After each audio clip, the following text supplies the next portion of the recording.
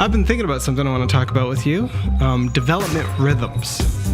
Okay. How do you grow as a leader? What is the rhythm of that? You have the Nautilus cycle. Yep. With Humble Strong, we have the Humble Strong loop, and one of our pieces of our manifesto is that leadership is slow. I figure this would be a good thing to chat about. Yeah, that's a good talk about. So you're talking about what kind of rhythm does a person have throughout their life and career for leadership development? Yeah, and I guess even the word rhythm is saying that we don't think it's just a straight shot upward. Yeah. Yeah, good question. So, okay, I think we often make the mistake of thinking exactly that it's a straight shot, when the reality is anybody who really gets a long ways has had some major challenges along the way. As a matter of fact, when they look at the different things that have led people to become CEOs of company, they're looking for some of the commonalities when they do statistical analysis. They've only found two things that seem to predict that somebody could make it to the top position of an organization. One is that they're tall and they've got a lot of hair. Nothing you can control. Sorry, George Costanza. But the second thing is that at some point in their 30s, they are fired. So they lose their job. So they have something that happens, something that just throws them off kilter. And I think that that's the thing to realize, is that your leadership development process is going to have these moments where you're just thrown for a loop. And so ideally, if you have some sort of rhythm to the way that you're constantly working on yourself, it's going to be the kind of thing that helps you get back on the horse, so to speak, right? Gets you back. And so, yeah, that's like my system, the Nautilus system, looks at 6 different facets, with the idea being that you look at all 6 of these facets, bringing them into your life. When you get to the end of the 6th one, then you go back to the first one. And ideally, you're able to kind of follow this around. So, I think of a few others that are like that. Like, you see that the church calendar. It's got certain topics that it follows. There's Easter, and then there's Lent, and there's the Christmas season, and they're all pointing to different things that are still Oktoberfest. There's just different parts of the calendar. That's in the church calendar. Yeah. So, and the whole idea being that if you continue on that cycle, it's going to lead you to continually grow and grow. And that idea of repetition, revisiting, that learning doesn't happen. Like, you can't just sit in a seminar on a topic and then you've mastered it.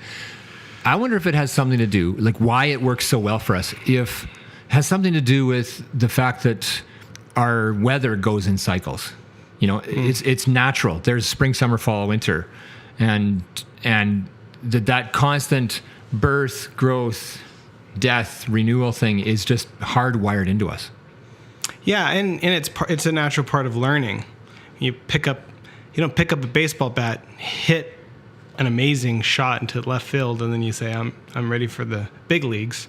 There's so many swings that happen, so many misses and adjustments, and you can just keep swinging. So it's not just that's why I like the term spiral, is that you don't just do the same thing again. It's not experience doesn't equal growth, like Anderson Erickson from Peak.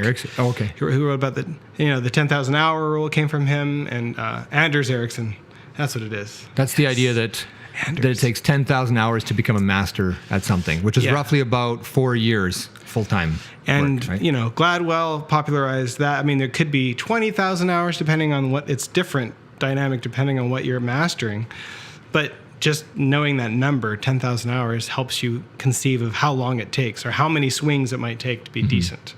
And that doesn't happen by merely repetition, but he calls it deliberate practice, but it happens purposely trying to get better. And there's a very subtle distinction. The person who's done the most speeches isn't necessarily the best at speeches.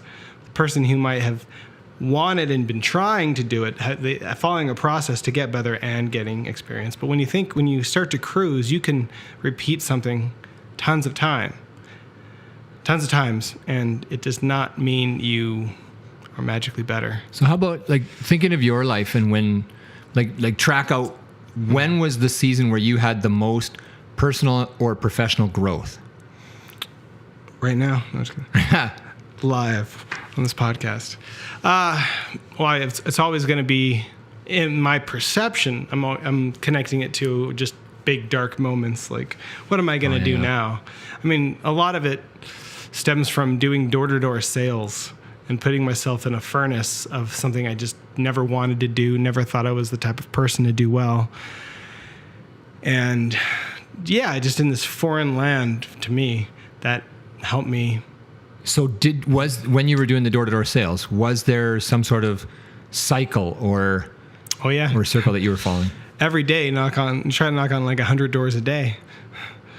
And you honestly wanted to get to 100? That was the number? Yeah, for me, because I know I was going to get like one sale, and at least 100. If I get one sale, I make so much money. And if you do this, then if you can get to 100 doors, the routine of it emphasized the percentage game rather than seeing every moment of performance as do or die end all. Like if you just looked at a house and you're like, I need to sell this house, that's a lot of pressure for that house. And you knock on it and they get mad at you. Get off of my front porch, kids. And you're like, oh, I didn't get the sale. Or if you think, okay, so that's 99. Go to the next house.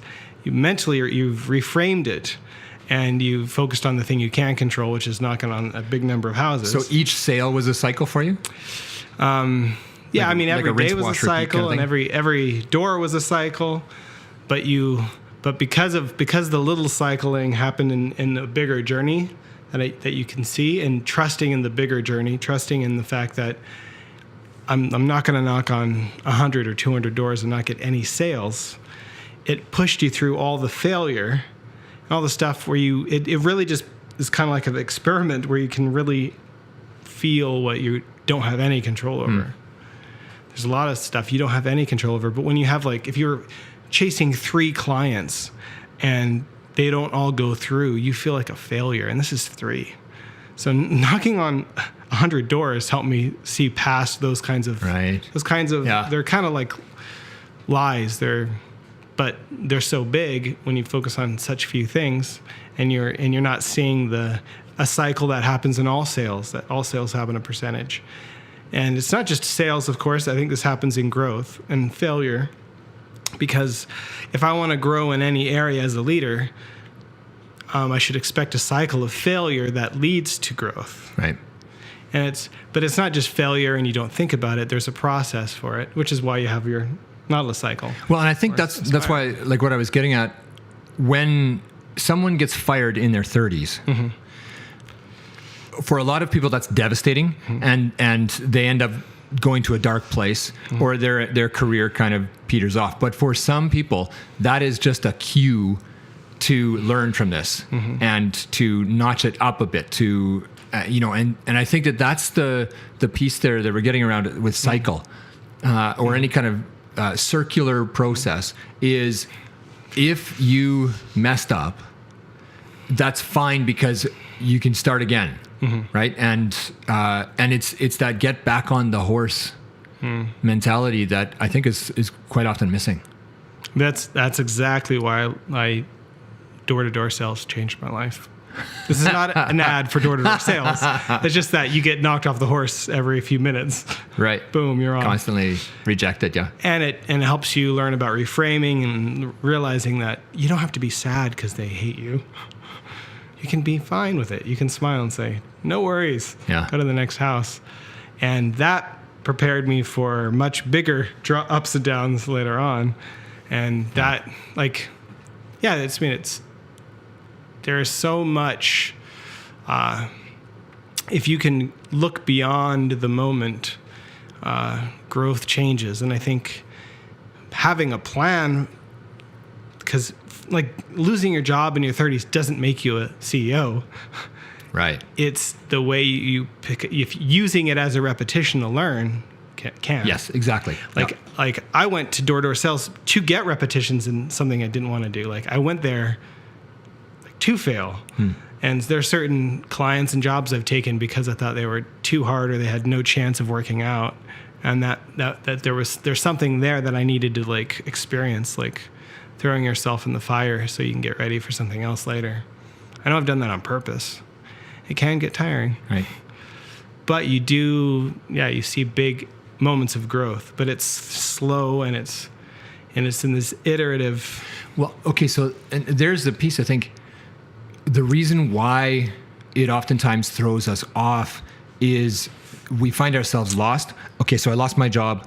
Now what? Mm-hmm. If there isn't a process established in your personal growth pattern, mm-hmm. the now what question may take a very long time to answer, right? But if you know, okay, this is normal. People lose their jobs. The first step is XYZ. I know exactly what to do to get back on the horse. The next day, even that afternoon, I'm already reaching out to headhunters. I'm already,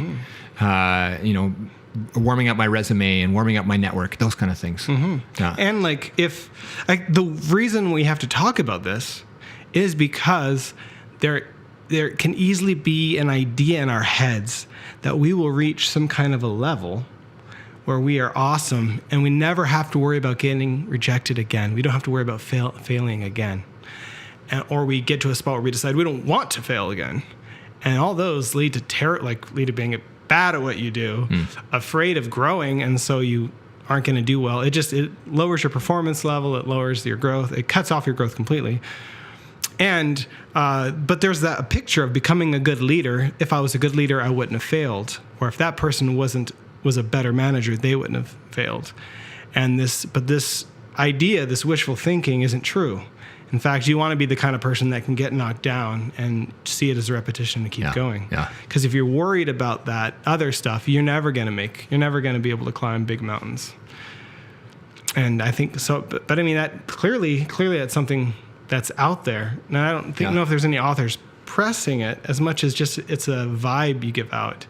Maybe that vibe that sometimes executive coaches give out when they sell the idea that they have it all together and that they want to develop you as a leader because they're so awesome.